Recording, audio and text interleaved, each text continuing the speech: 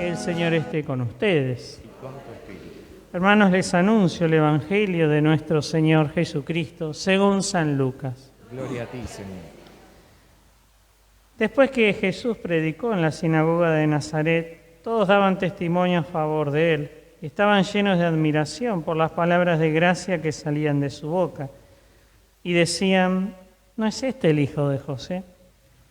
Pero él respondió, sin duda ustedes me citarán el refrán médico, cúrate a ti mismo.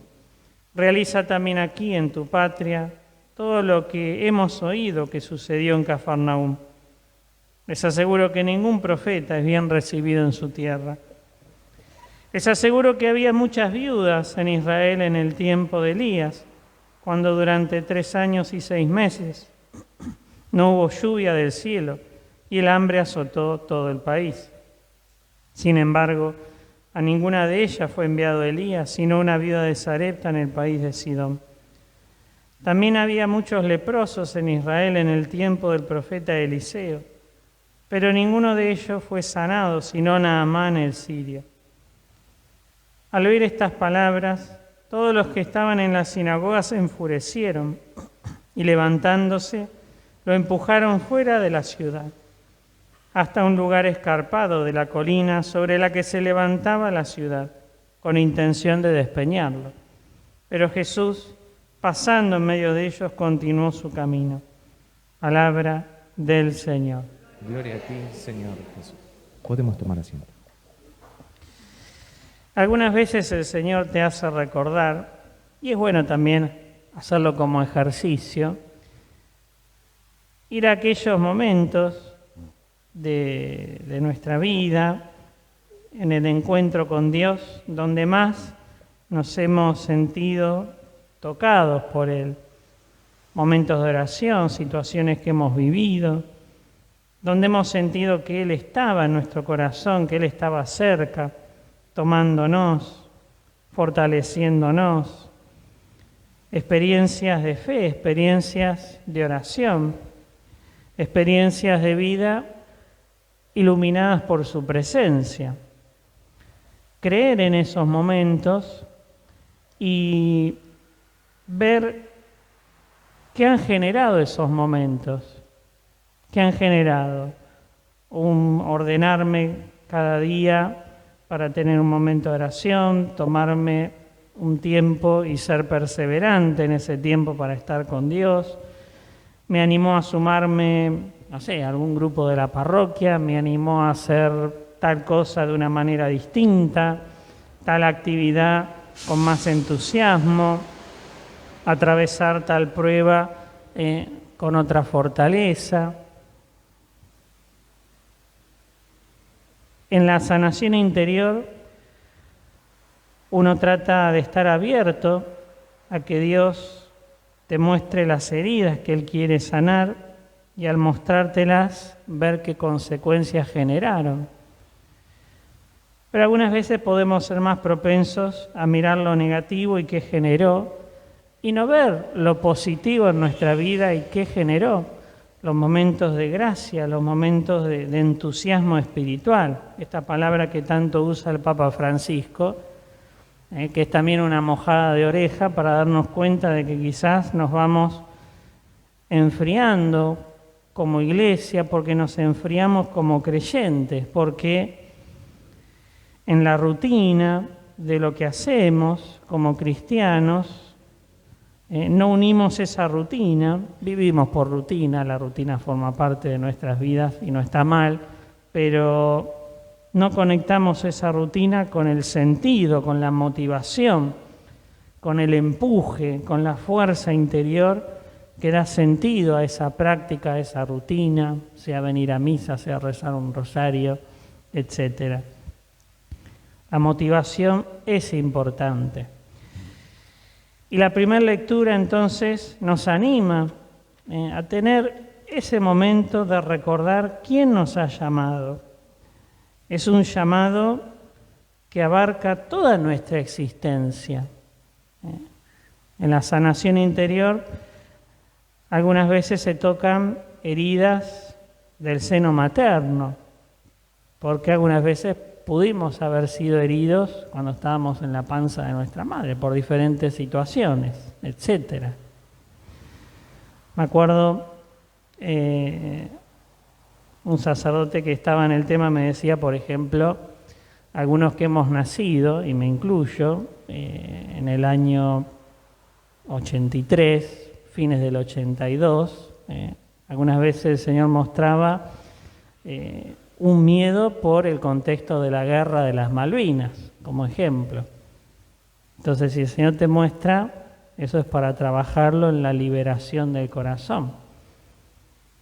Perdonar ese contexto en que uno nació, perdonar los temores que pudo haber tenido la madre de uno, perdonar las circunstancias, y eso uno lo va liberando.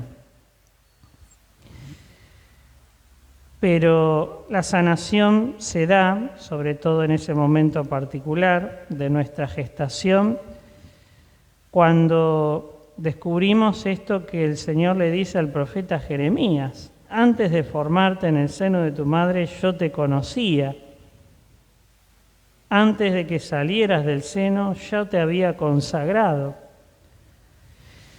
La sanación de las heridas, ante todo, es la experiencia de que Dios nos sostiene en la vida, porque las heridas generan como una sensación de muerte, de vacío, de angustia, de dolor. Y cuando siento que mi vida tiene sentido, aun cuando esas heridas surgieron, ahí comienza el hermoso camino de la sanación de ellas, de la sanación del corazón. Y esta cita es muy importante para seguir orándola y para pedirle al Señor como gracia.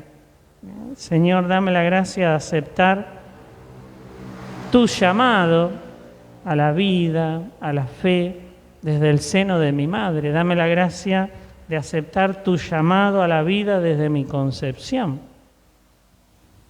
Llenarnos de fe en ese momento. La fe tiene que abarcar toda nuestra vida y quiere abarcar toda nuestra vida, porque la fe es también la vida, la presencia de Dios, haciéndonos descubrir que fuimos creados para su vida que es eterna, su vida que supera toda muerte y toda consecuencia de muerte, ¿no? La angustia, la tristeza, el dolor. Por eso en esa experiencia el Señor invita al profeta: cíñete la cintura, levántate, no te dejes intimidar.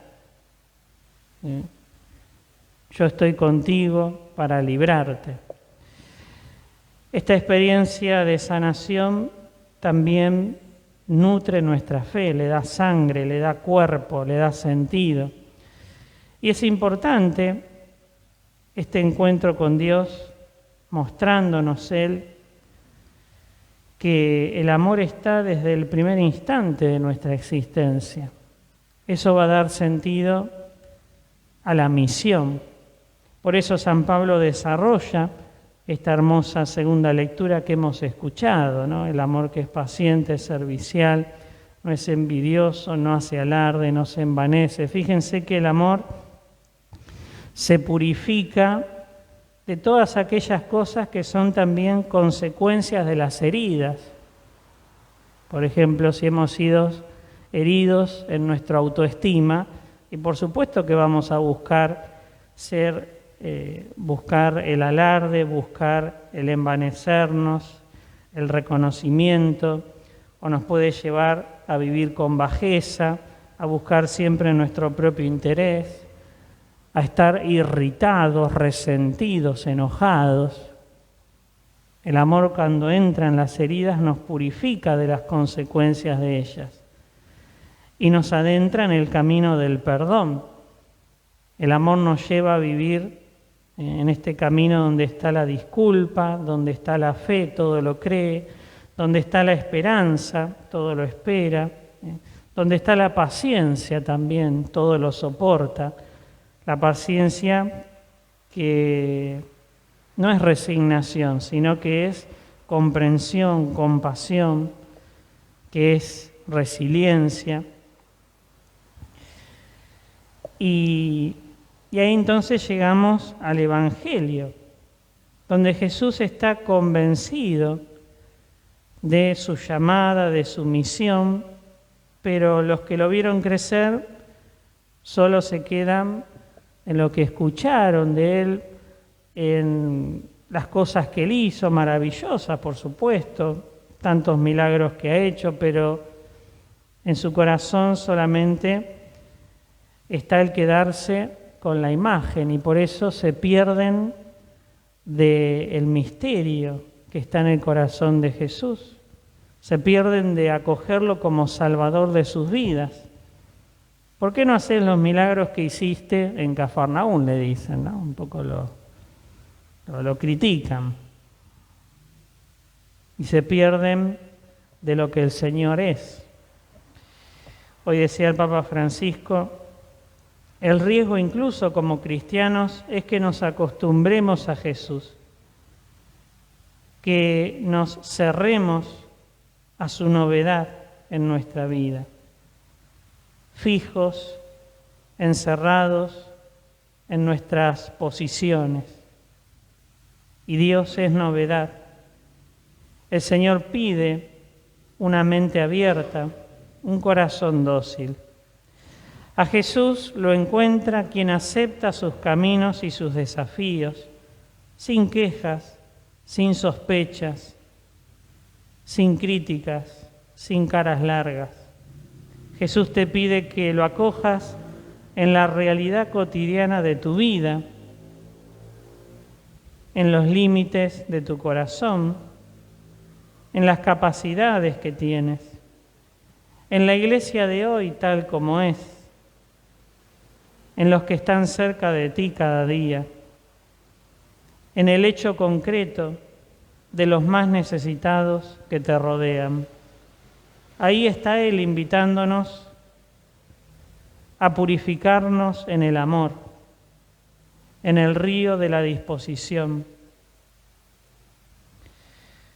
Pidámosle al Señor que también en este hermoso camino que supone un encuentro cotidiano y profundo con aquel que nos conoce y que nos ama, y porque nos ama siempre va a tener una respuesta, una solución, un camino para abrirnos en la vida. Y ese encuentro será necesario para plantarnos en el presente también y vivir el llamado que Él nos ha hecho, volviendo a la primera lectura, a ser sus profetas. Porque esta experiencia profunda que Dios le hace vivir al profeta es para prepararlo a la misión. Si yo no me siento amado por Dios, y más vale que no lo voy a querer anunciar.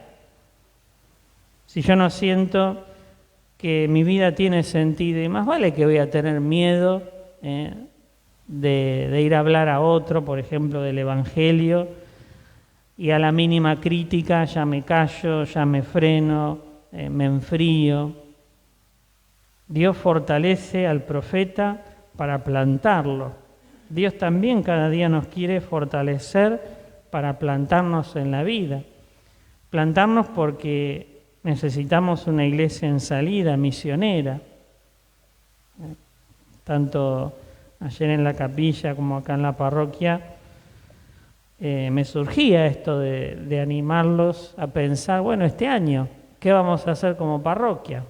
Ya la pandemia no puede ser una excusa de decir, bueno, vamos a seguir en nuestras casas, o iremos solo a misa, o la vemos por Facebook, ya que el Padre Pablo transmite. No puede ser una excusa para seguir encerrando nuestra fe en algunas prácticas que están bien, por supuesto, pero hay que ir por más. Y ese ir por más tiene que tener la conciencia del prójimo. No puedo ir por más pensando una fe más individualista. Tengo que ir por más pensando una fe que se hace cada vez más comunitaria. ¿Qué vamos a hacer este año? Vamos a misionar todas las manzanas de la parroquia. Vamos a hacer más encuentros en el anexo. ¿Qué vamos a hacer? Orémoslo. Todos tenemos conciencia, tenemos también voz y voto en esta comunidad. Orémoslo. Anotemos en un papelito. Después me lo pueden acercar o se lo acercan a algunos de los que quizás más están aquí en la semana, pero orémoslo, juntémonos en febrero. Señor, ¿cómo querés que trabajemos este año como parroquia? ¿Cómo querés que misionemos el barrio? Quizás venimos debilitados en ese aspecto, en la salida. Bueno, ¿cómo querés que nos renovemos como comunidad? ¿Qué querés suscitar en esta comunidad? Estar abiertos, orar ante Dios, preguntarle, porque cada discernimiento, el discernimiento de ustedes es importante. La vida de la parroquia no puede pasar por lo que se le ocurre al cura, aunque incluso lo rece, sino por lo que discernimos entre todos.